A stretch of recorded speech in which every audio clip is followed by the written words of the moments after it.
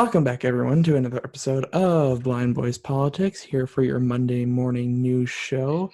Chris, how are we doing today? Good. It's Monday morning, so it is as good as any Monday morning can do.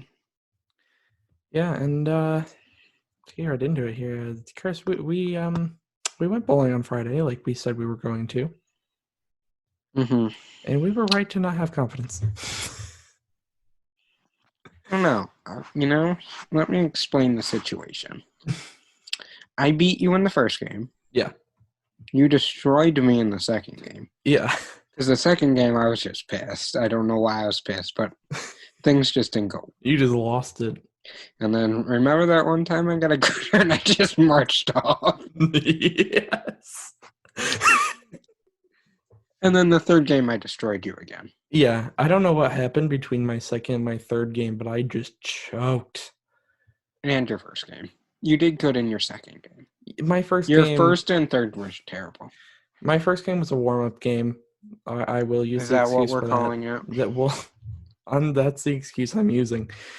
Second game was good. Yeah, I almost won that game all out. But guys, what you have to understand is we had a third person with us playing with us, and he beat us all three games. We wanted to leave him. The last game I lost by 1 point. Yeah, we wanted to leave him at the bowling alley, but we weren't allowed. We tried, though. We tried. For legal reasons, we're saying that we didn't leave him. That's what we're saying. Yeah. But I kind of found it funny because usually my best game is my first game because every game after that I just kind of get lazy. Yeah. And like my fingers or something starts cramping up, so I'm just like, just throw it. But I don't know what it was. My third game, I was just on a roll. Got 2 strikes, 1 spare. My second game was amazing, and I probably would have had the win, but in the last 2 frames, I choked. Unbelievably bad. Like, I think it was 9th frame, 2 gutter balls. 10th frame, I got like 4 pins. No, let's just be honest, Nick. You didn't choke. The one that was telling you what to do did not know his lefts and rights.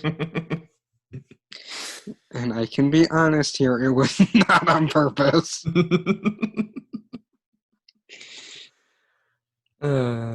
I promise you it was not on purpose. It's okay. Because the third game I was so far ahead I didn't even care. Yeah. And I still told you wrong. That's okay. Eventually I kind of just stopped listening to you guys. I was like, you know what? We're just going to wing it and hope for the best. Well, one of them was reading the news trying to tell you what to do. And then me... Dedication to the job. Dedication to the job. It was very dedicated. There was actually 2 people there reading the news, but one of them would at least look up and tell you what to do, and the other one would just say something. The other one would continue to look down while trying to tell me what to do. And that wasn't me. No. I looked up and told you to step left when you were actually supposed to step left. And then after that, I only had 2 good left and rights there, and then everything was downhill. And then you figured out just do what the opposite of what came out of my mouth. More like, it was less do the opposite of what came out of your mouth. More it was just do whatever I felt like doing. That might be why you did so terrible. You weren't listening to your coach. Right. You were the one that just said that your lefts and rights were all screwed up, so... But I know I know what my brain is saying, but what comes out of my mouth may be wrong. But listening to your mouth would have gotten me screwed. But then you got into my brain and was like, okay, he means go left when his mouth says right. We're assuming I'm that smart. And then, should we tell them what happened when we left the Olive Garden? I don't know. Do you want your pride to be put on the line? What pride? So I was being a good person. And I said, I'm bringing Nick out to the car. No big deal. Well, I kind of forgot Nick was with me. And I just walked to the car, forgot he was there, and walked him right into the car. And kept on going. That's the worst part. I didn't stop. I heard the kaboom of you hitting the car and didn't even acknowledge that in my head, and I just kept on going. Oh my god. Yeah, no, guys. One thing to know about me, if you've never met me in person, I'm kind of a bigger human. So when I hit the car, the sound it made was bad. If it wasn't dark out, I would check it for dents. I mean, it was like a kaboom. It was bad. It didn't hurt at all. I think the other person with us said, the sad part is Chris didn't even flinch. He just kept on going. He did, though. He opened the door. Because what made it even better is that he kept going, but opened my door as he was walking. So I didn't totally forget about it. And just like the other person said, I had my priorities set. I had my priorities set on the food, not Nick. Yeah, which I understand. Let's be honest, I do the same thing. So Nick, you're gonna have to tell me Wednesday if you and that person have a deep and very hearted conversation about your future plans. Yeah. I most definitely will, and I'll report it right here. But in the meantime, let's do some news. We wasted about 3 hours. We have a pardon update, if you don't remember. We talked about it Friday, so if you don't know what we're talking about, go back and listen. We have more details. It was a billionaire helping out a psychologist, and it was, and somehow a lawyer for Jared Kushner, Trump's son-in-law, was involved. Somehow it's unclear on how, but at this time there is no evidence that President Trump is involved with this. The psychologist in question would have been going to jail for not paying taxes, but he died 2 years into the investigation. This is an ongoing investigation. This could take months, if not years, to get all the information out. And if anything big comes from this story, we'll certainly keep you up to date on it. Right. But as of right now, that is all the information we have. We can at least say for sure, for the moment, that there's no evidence that Trump was involved, so we can move on from that. In other news, the House has passed to legalize marijuana. Yeah, so, like you just said, they did vote to legalize marijuana, and this also included the part of the bill that supported the drop of charges for people possessing marijuana in the past. Now, this vote doesn't exactly change anything for now because the Senate isn't going to vote on it. And only 5 Republicans that are in the House voted to pass it.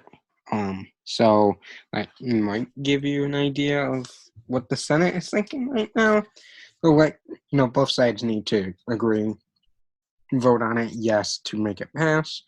So the likelihood of the Senate passing it is low.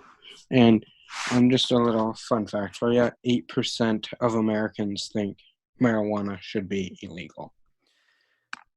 It's an interesting thought. I read the notes before we got going here, seeing that little fun fact, and only 8% thinks that it should be illegal. That just tells you how much the public opinion of marijuana has changed over the decades. Mm-hmm. And yet it's still not going to make it anywhere near getting through the Senate as of right now. And moving right along, because that's all there is for that. You're not going to be able to move forward with it being legalized in the United States until the Senate passes. We got some vaccine news for you, not much, but the United Kingdom will give their first non-experimental vaccine on Tuesday, and the approval in the United States, like we said, is going to be December 10th in the United States. And Joe Biden did say this week it will not be a mandatory vaccine. This is a huge step forward, of course, with the UK vaccinations starting as soon as they are right now. For anyone who might be sports fans or specifically soccer fans. I know I am. And in England right now, in their top league, in their top professional league, they are starting to allow fans back into their stadiums at extremely reduced capacity, of course. But it seems like things are taking steps in the right direction. And this first, non-experimental vaccine, it's definitely, it can give hope for sure that things can start to change a little bit. Right. And going right along with the vaccine comes COVID itself. And a new study shows 500,000 people could die from COVID-19 by April. And that is when it is expected for the general public to start the vaccine to be available to them. Crazy to think that it could be that many people.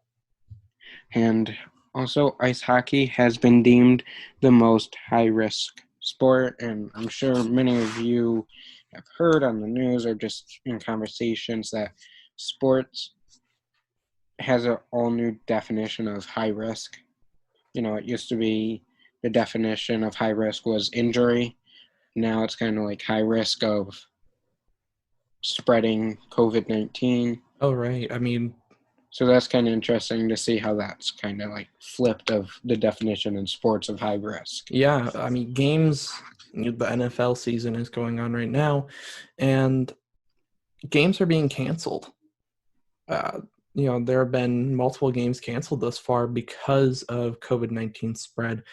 And it's crazy to think that things could be affected this much. Of course, back when this was first coming around, we were going through the huge spikes in March and April and all. Back when this was new, I guess I'll say, the baseball season, the MLB season was put on hold and massively shortened.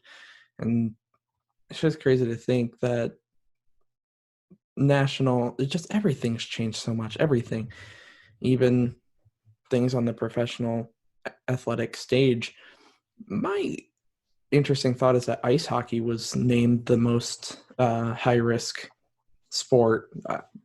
Just thinking about it in general, I would have thought it would have been football, with hockey maybe as like a close second, but I definitely would have thought it would have been football because of how much contact there is. New Mexico, they have completely shut down, but unfortunately it is not enough. There is not enough hospital beds. There's not enough staff.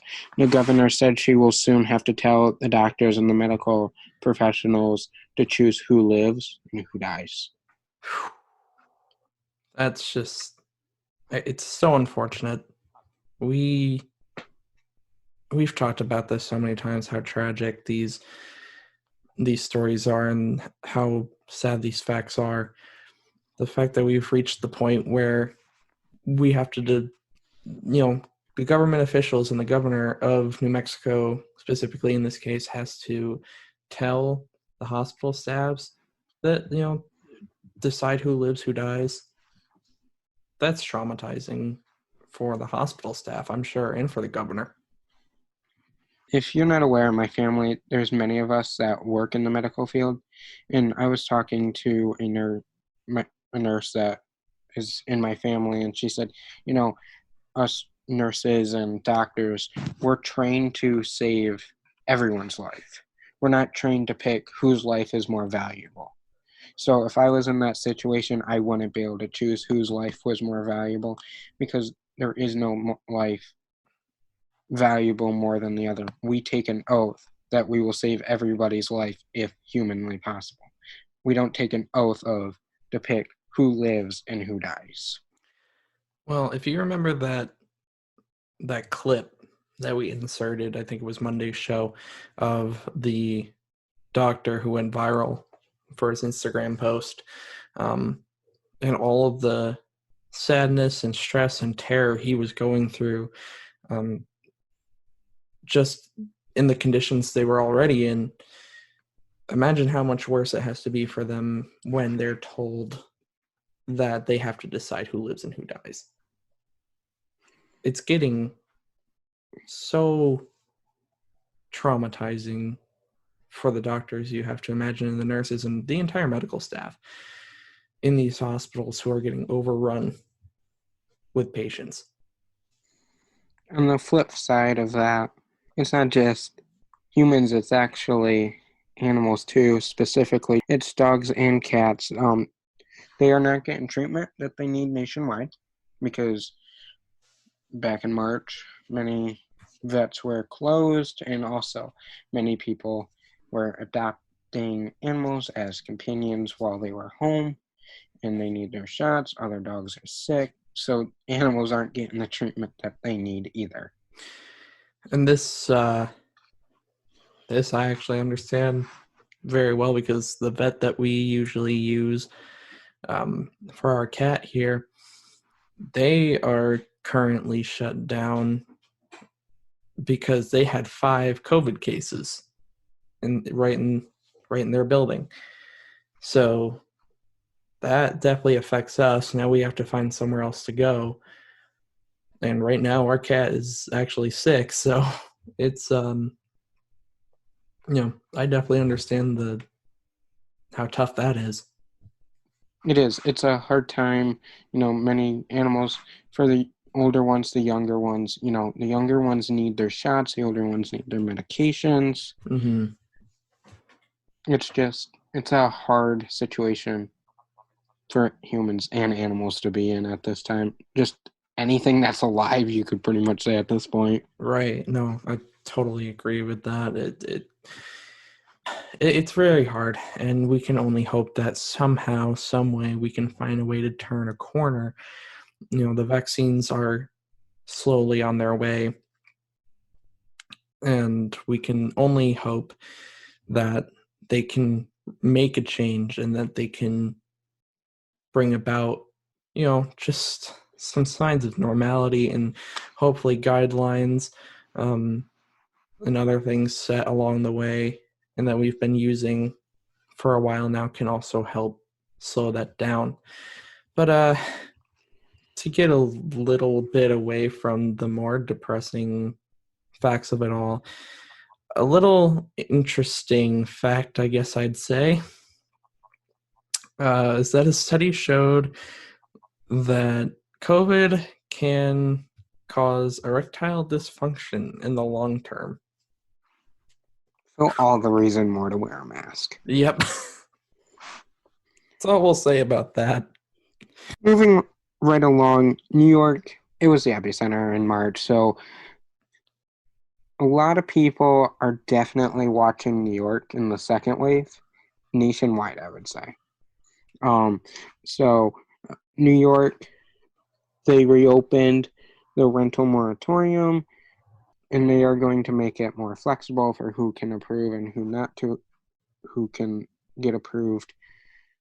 I'm sure other states will follow that. And also the governor had a press conference Thursday, and his main worry right now is hospitalization. He said there are 53,000 beds available in the state, and as of Thursday, 35,000 beds were being used, and 4,063 of them were being used for COVID.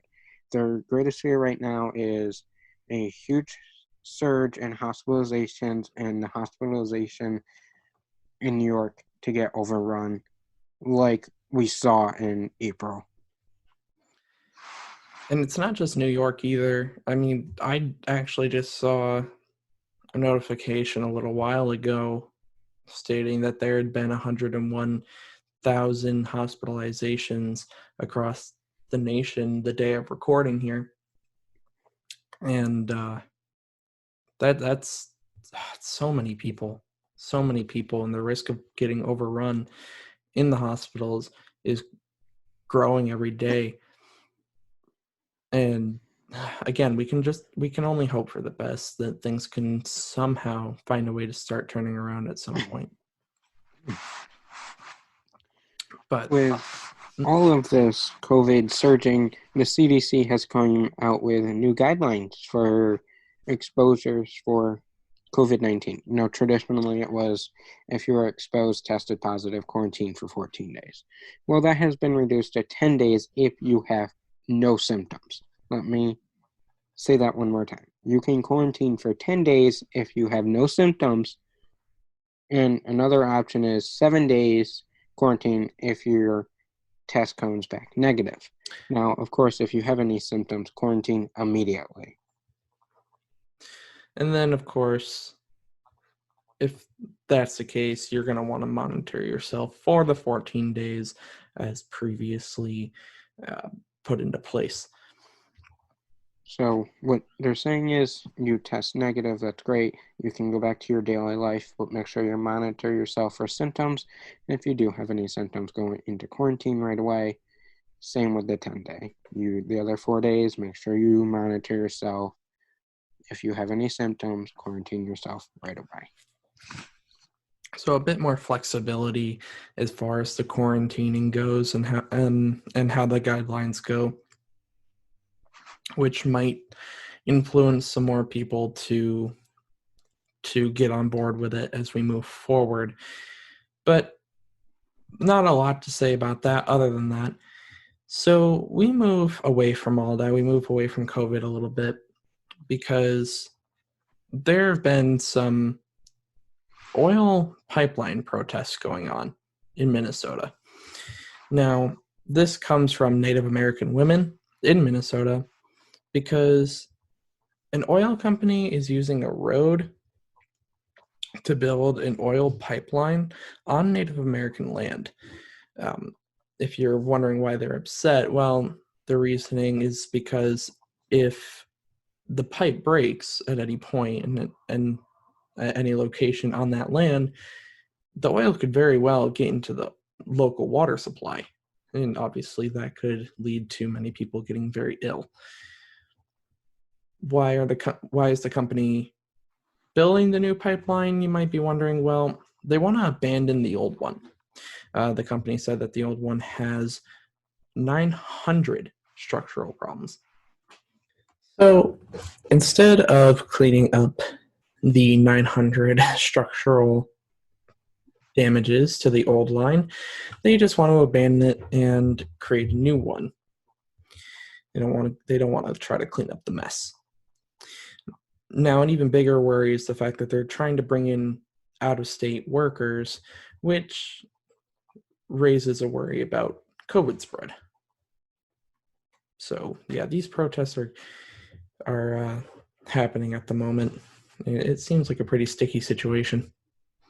Yeah, neither situation, build, repair, leave, abandon, sound very good for either party involved. No. This is, it's a different type of story that we covered, but when I read this story, I thought, it's an interesting story, so why not throw it in there? Yeah, it's different news.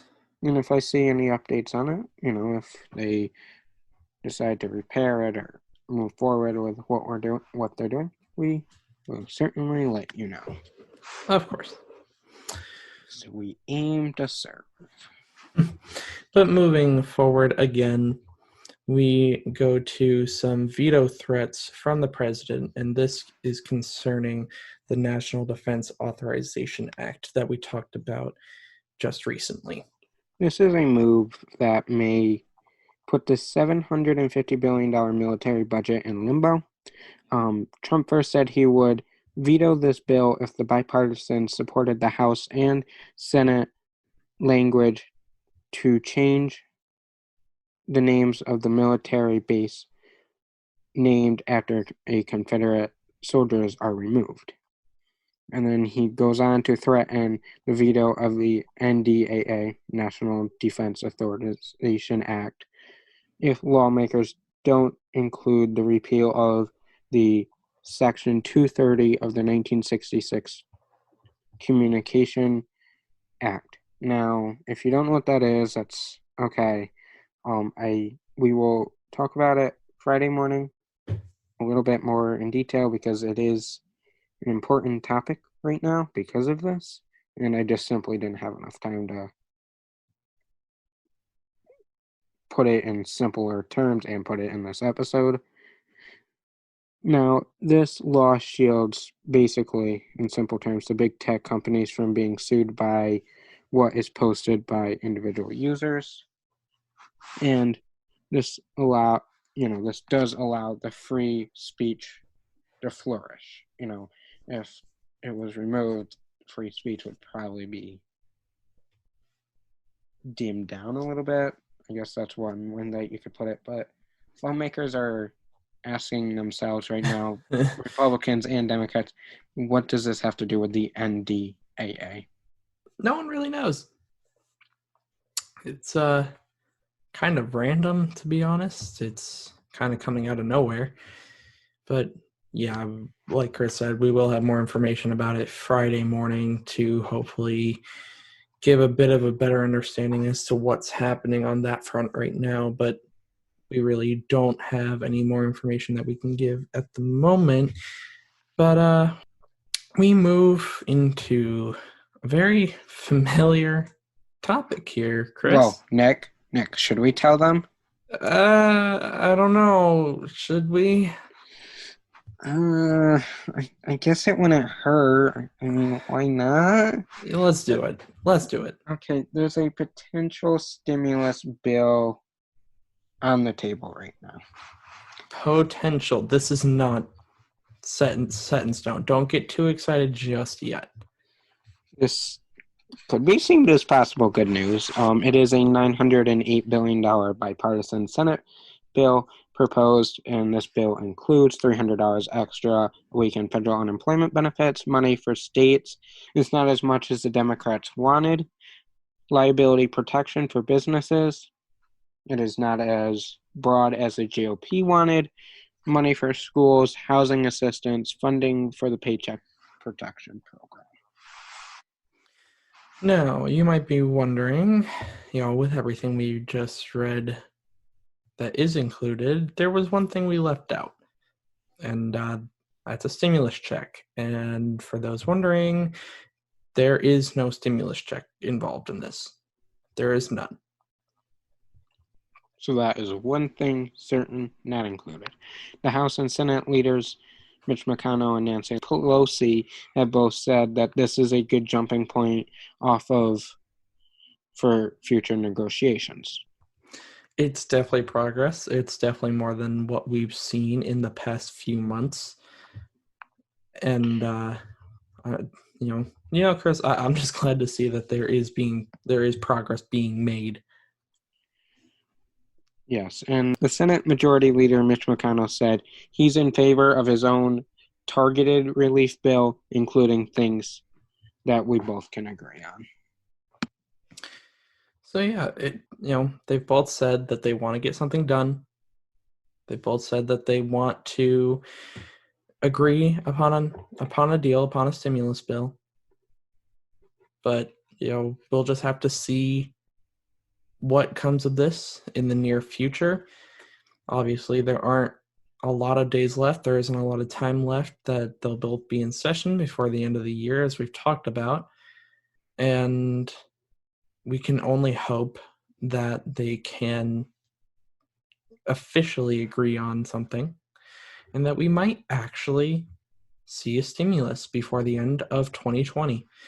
Now, again, as I say that, I'll remind you, don't get overly excited. Don't get overly positive that this is going to happen just yet. It's still too early to say for sure.